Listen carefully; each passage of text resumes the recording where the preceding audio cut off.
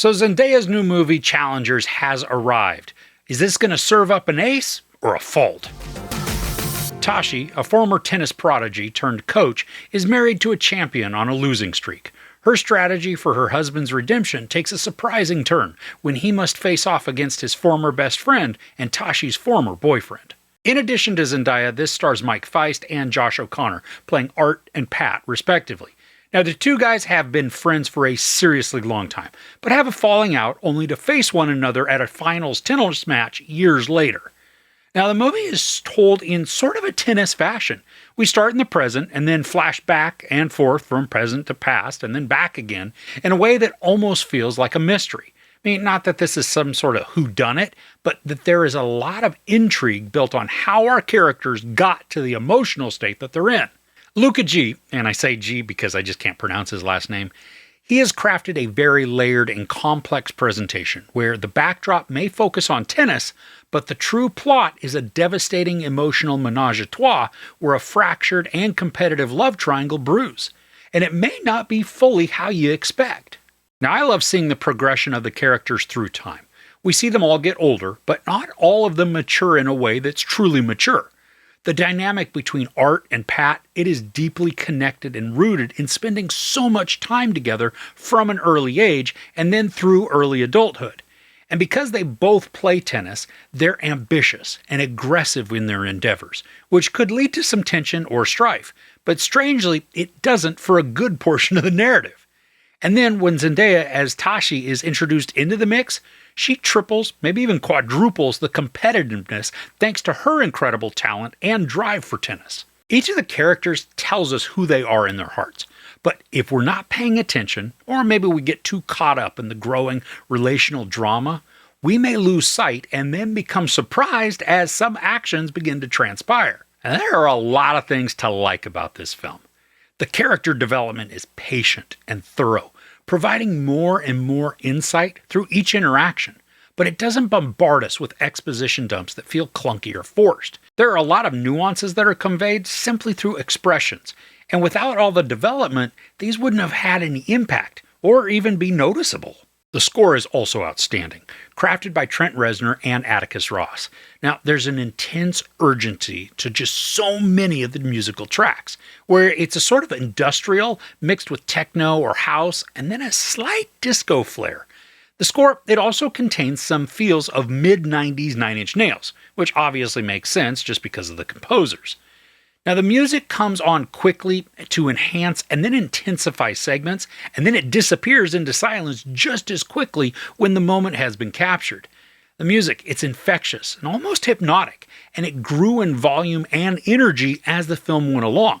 Now, there were a couple of times when the score kind of drowned out parts of the dialogue, or at least it made it more difficult to discern, but this didn't happen often. The cinematography and shot composition uses a variety of styles, most of which I really enjoyed, but there were a couple that I wasn't digging. There are long zooms, much like you'd see in like a late 70s film, where it's a continuous shot that starts off way in the distance and then resolves very close to the subject. Now, there are a few sequences where I really desperately want to see a behind-the-scenes video to see how they captured the shots.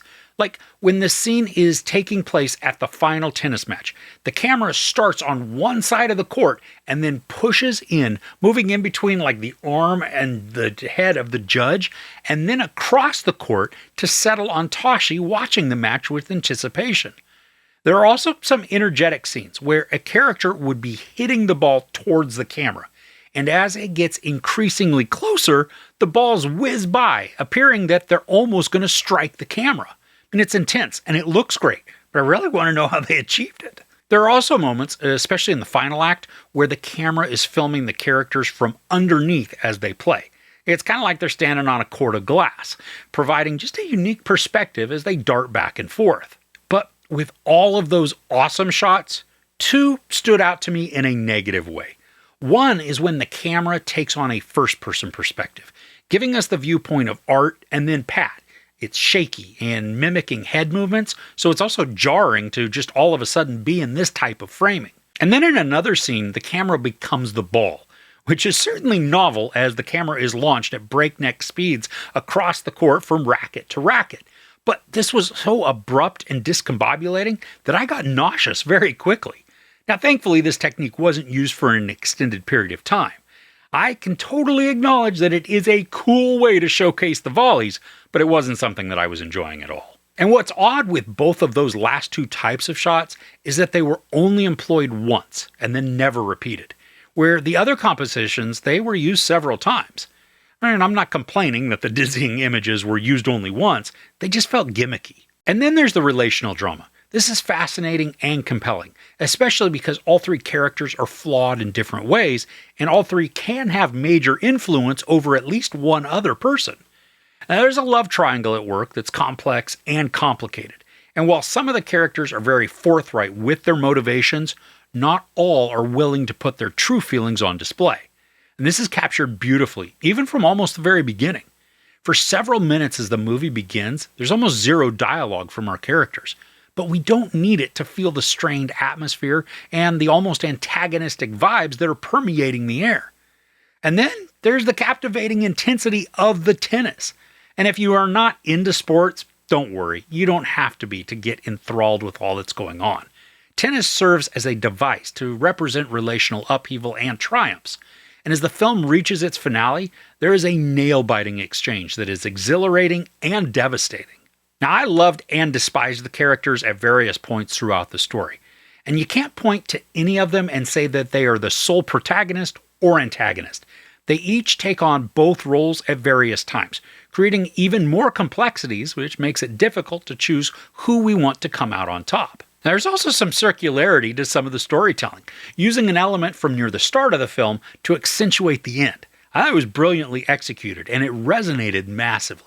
My oldest went with me to the screening, and in our initial discussion driving home, we disagreed a little on our interpretations of the themes, or at least some of the symbolism.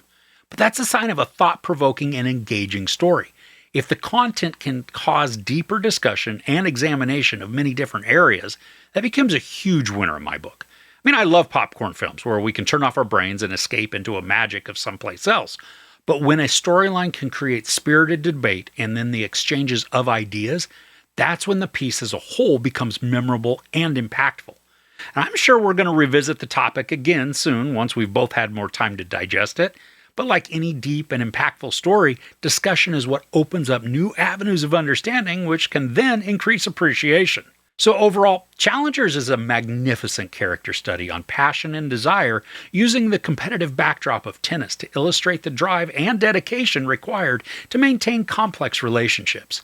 The acting is phenomenal, with each of the three leads effectively portraying hubris, obsession, and drive while also maintaining endearing and charismatic personas. Trent Reznor and Atticus Ross deliver a spellbinding musical score, hypnotizing the audience with industrial beats and energetic rhythms. And while a couple of cinematography choices didn't resonate with me, the vast majority of the diverse compositions were captivating and beautifully captured. This is a haunting, emotional experience that really should not be missed. There's a little sex, some nudity, a lot of profanity, and barely any violence. I give Challengers 4.5 out of 5 couches. So are there any emotionally devastating movies that have stuck with you? Let me know about them in the comments below. If you enjoyed this review, please give it a like. Also, don't forget to share and subscribe. I'm Chris. This is Movies and Munchies. Thanks for couching with me.